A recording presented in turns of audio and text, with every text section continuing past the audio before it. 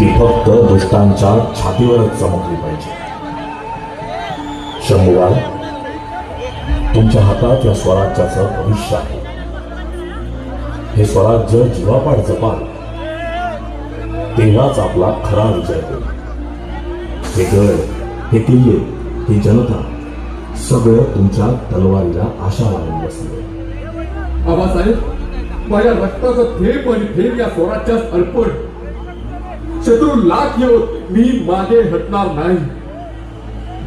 आजपासून हे प्राण स्वराज्यास अर्पण. माझ्या श्वासात फक्त एकच ध्यास असेल, हिंदवी स्वराज्याचा विजय.